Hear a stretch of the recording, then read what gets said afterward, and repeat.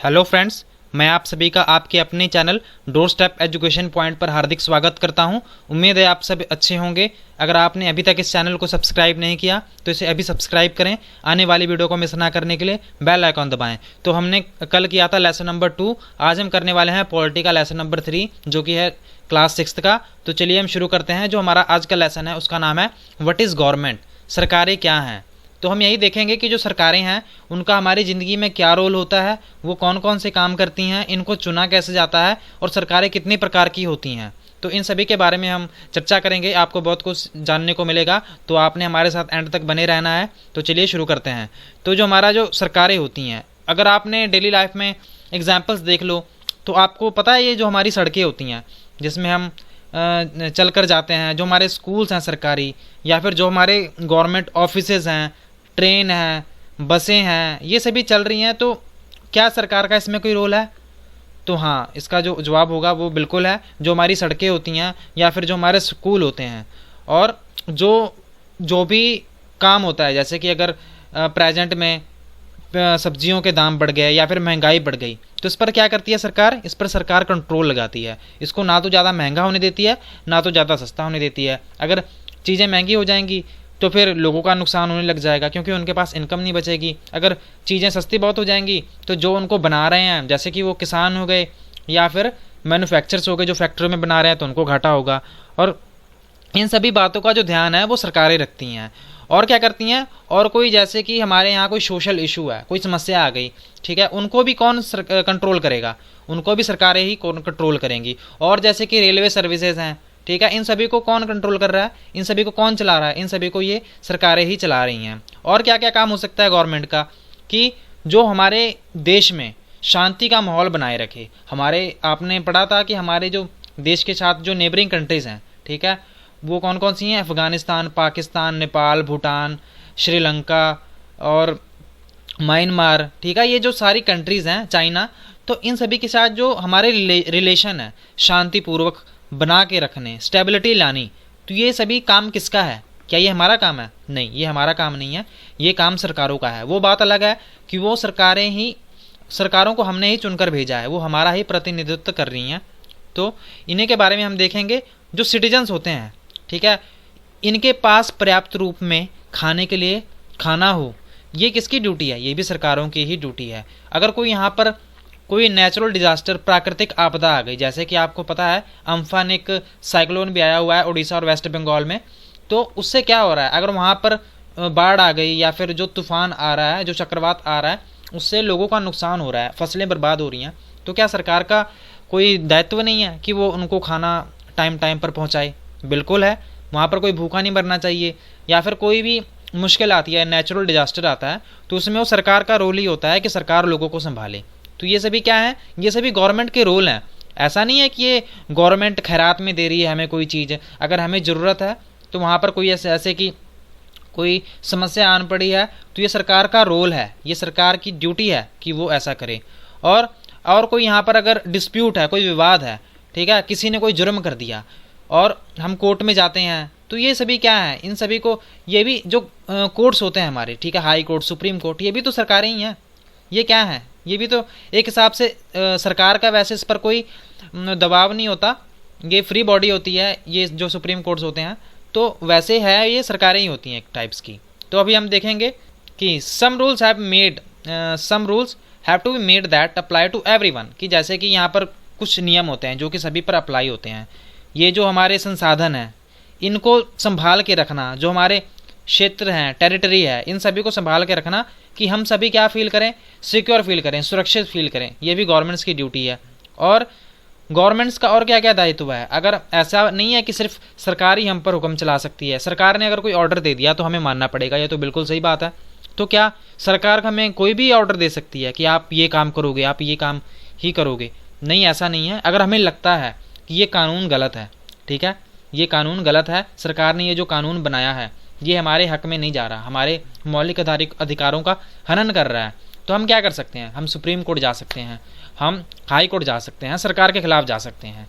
तो आपको समझ आ रहा होगा कि सिर्फ सरकारें ही मनमानी नहीं कर सकती, आर्बिट्रेरी एक्शन नहीं कर सकती, नहीं तो सरकारें कुछ भी कर लेंगी। समझ रहे हो ना आप मेरी बात को? तो आ गया लेवल्स ऑफ गवर्नमेंट।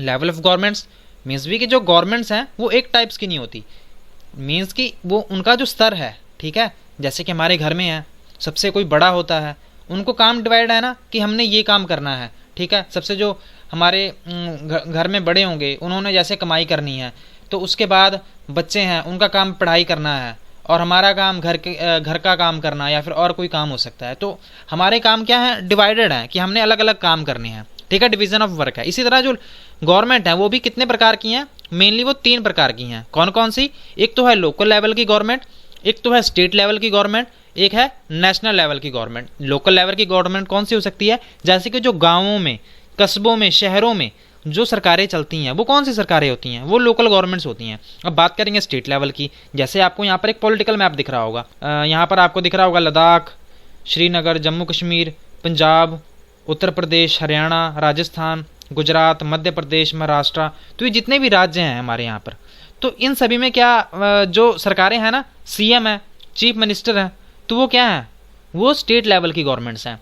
और एक यूनियन लेवल की गवर्नमेंट है, या फिर हम उसे नेशनल लेवल भी कह सकते हैं। तो उस पर कौन है, ठीक है। तो इन सभी पर कंट्रोल कौन कर रहा है, इन सभी पर कंट्रोल सेंट्रल गवर्नमेंट कर रही है। जैसे कि प्रेजेंट में नरेंद्र मोदी हैं, ठीक है, जो प्राइम मिनिस्टर हैं, तो वो क्या कर रहे हैं, वो पूरे देशों पर कंट्रोल कर रहे हैं। तो इस हिसाब से जो ये है, इसे हम 3 लेवल्स ऑफ गवर्नमेंट कहते हैं। इनको 3 भागों में बांटा हुआ है। और क्या क्या बात हो सकती है अभी देखेंगे यहाँ पर। और यहाँ पर जो तेलंगाना था, ठीक है, तेलंगाना एक स्टेट था, आपको यहाँ दिख रहा होगा, ये देखिए यहाँ पर तेलंगाना स्टेट है। ये तेलंगाना जो स्टेट था ये कब बना था, ये बना था 29वां राज्य बना था कब, 2 जून 2014 में, after the reorganisation of the state Andhra Pradesh. Andhra Pradesh जब रीऑर्गेनाइजेशन स्टेट लागू होने के बाद जब आंध्र प्रदेश बना था, कितने में, 1956 में बना था ये आंध्र प्रदेश, ठीक है, उस समय ये बना था। तब द स्टेट जम्मू कश्मीर, अब आपको ये भी पता है कि जो स्टेट जम्मू कश्मीर है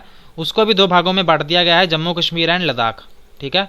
जम्मू कश्मीर एंड लद्दाख को कब बांटा गया था, इसको 31 अक्टूबर 2019 में, आपको पता है आर्टिकल 370 भी खत्म कर दिया गया है। तो अब आ गया लॉज एंड द गवर्नमेंट, ठीक है, कानून और सरकारें।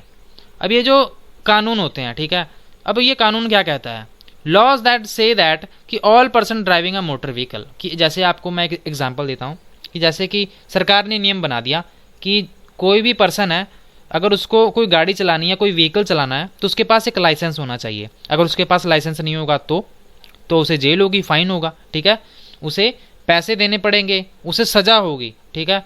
Without this laws the government power to make decision is not much use, कि अगर ये सरकारों के पास ये जो पावर नहीं होगी तो सरकार का कोई रोल नहीं रह जाएगा यहाँ पर हमारे भारत में।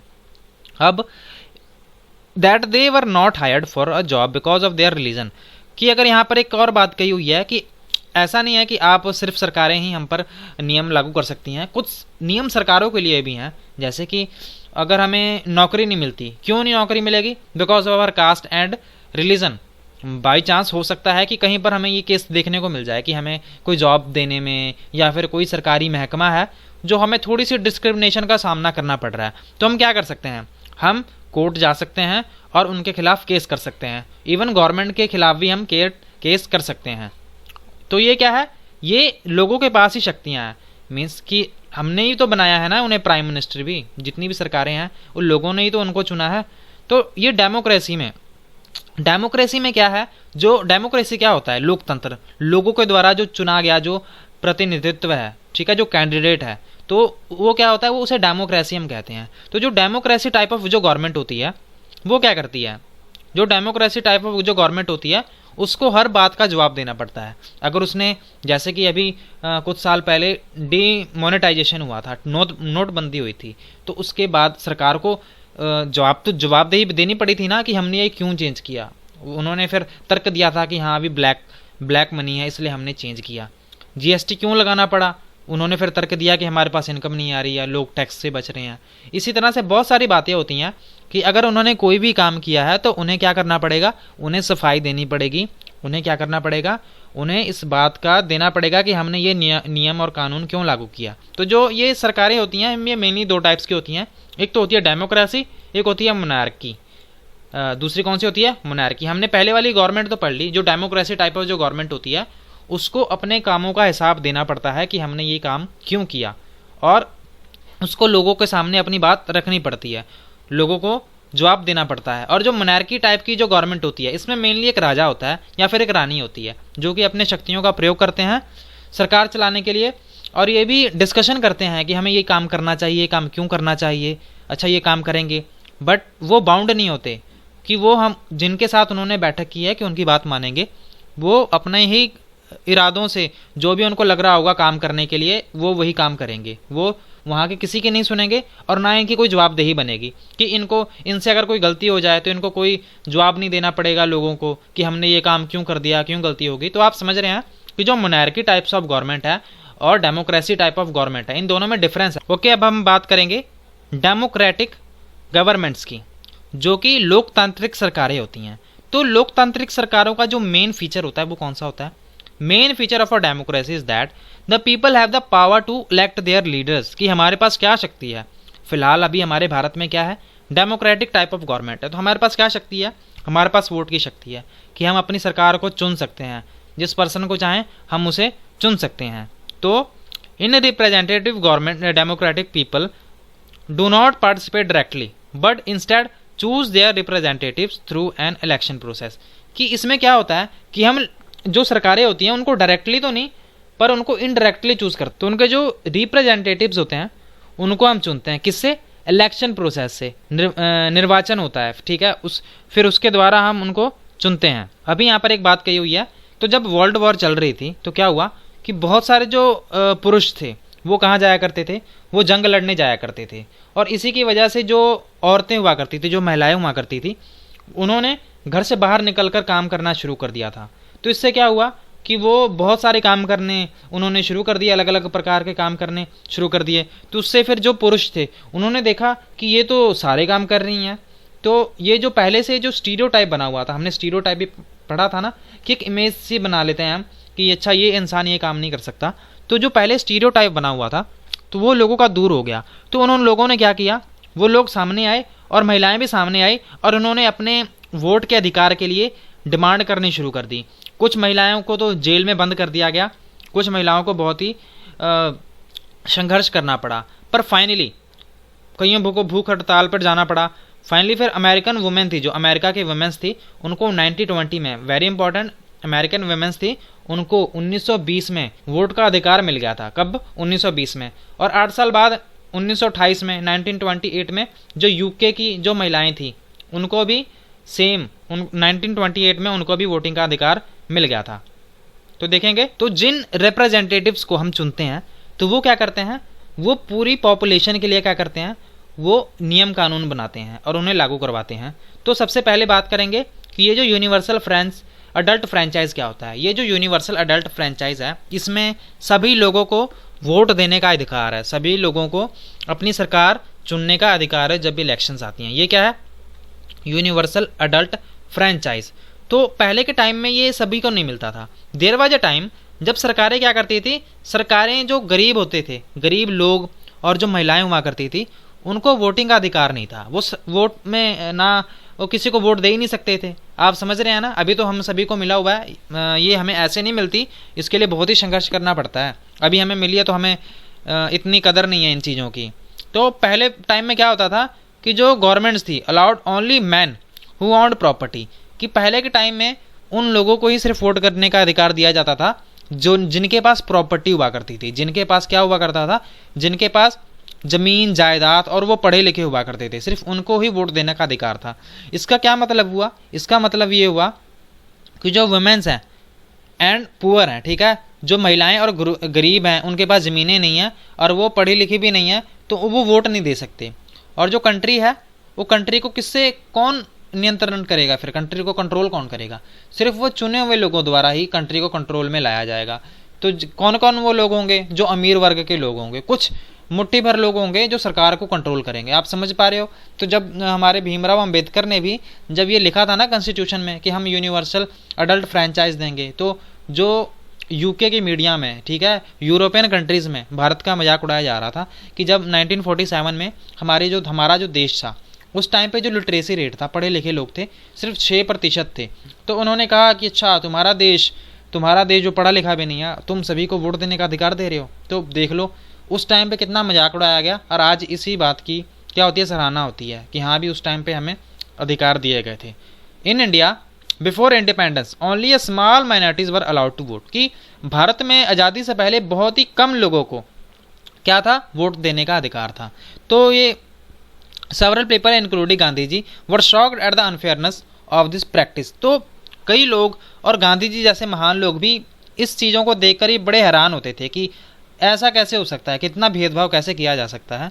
तो बाद में इन्होंने कहा था कि भी सभी को वोट मिलने चाहिए। इसी को बाद में क्या कहा गया था, यूनिवर्सल अडल्ट फ्रेंचाइज कहा गया था। इन्होंने अपने जर्नल जो यंग इंडिया था ना, यंग इंडिया, इसमें भी उन्होंने लिखा था 1931 में कि I can not possibly bear the idea that a man who has got wealth should have the vote, कि मैं कहता मुझे बड़ा ही दुख होता है इस बात को, अभी मैं इस बात को नहीं सुन सकता, मुझे ये बात सहन नहीं होती कि सिर्फ उन लोगों को ही वोट देने का अधिकार है जिनके पास वेल्थ है और वो पढ़े लिखे हैं, और वो आदमी वोट नहीं दे सकता जिसके पास एक गुड कैरेक्टर तो है, वो आदमी तो बहुत अच्छा है पर उसके पास पैसा नहीं है, वो पढ़ा लिखा नहीं है। तो ये बात मेरे को बिल्कुल ही सहन नहीं होती। और वो आदमी काम इतना ईमानदारी से करता है, अपने खून पसीने की कमाई से काम करता है, और उसको वोट देने का अधिकार नहीं है। ऐसा इसलिए है क्योंकि उसने गरीब होने का गुनाह कर दिया है। तो ये बात भी गांधी जी ने कही थी कि भाई सभी को वोट देने का अधिकार होना चाहिए। तो आपको अब समझ आ रहा होगा कि जो हमारे भारतीय थे उन्होंने कितना ज़्यादा संघर्ष किया, तो तब जाके उन्हें ये वोटिंग अधिकार मिले। अभी अमेरिका की भी बात की हमने कि उस समय में भी जब वर्ल्ड वॉर चल रही थी तो महिलाओं को क्या था, महिलाओं को वोट देने का अधिकार नहीं था, गरीबों को वोट देने का अधिकार नहीं था। वहाँ पर भी बहुत ही कम लोग वोट कर पाते थे। तो क्या हुआ, जब वर्ल्ड वॉर चली तो वहाँ पर महिलाएं आगे आई, काम करना शुरू किया उन्होंने। फिर लोगों ने देखा अच्छा ये महिलाएं ये काम भी कर सकती हैं। तो फिर क्या हुआ, उस टाइम पे जो स्टीरियोटाइप बना हुआ था वो लोगों का टूट गया, और वो सभी एक साथ आए और महिलाओं के संघर्ष, महिलाओं के जो वोटिंग अधिकार के लिए, यूनिवर्सल अडल्ट फ्रेंचाइज के लिए और सारे अधिकारों के लिए उन्होंने संघर्ष करना शुरू कर दिया। फिर 1920 में सभी महिलाओं को अमेरिका की क्या हुआ, यूएसए की जो महिलाएं थी उन सभी को वोटिंग अधिकार मिल गया और बाकी अधिकार भी दिए गए। फिर 8 साल बाद जो यूके में था 1928 में, उनको भी सिर्फ अधिकार देने पड़े। तो ये था हमारा चैप्टर। उम्मीद है आपको बहुत कुछ जानने को मिला होगा, बहुत कुछ सीखने को मिला होगा। चैप्टर छोटा था पर बहुत कुछ इंपॉर्टेंट बातें इसमें बताई गई हैं। तो आपको ये सेशन कैसा लगा आप हमें कमेंट करके ज़रूर बताएं।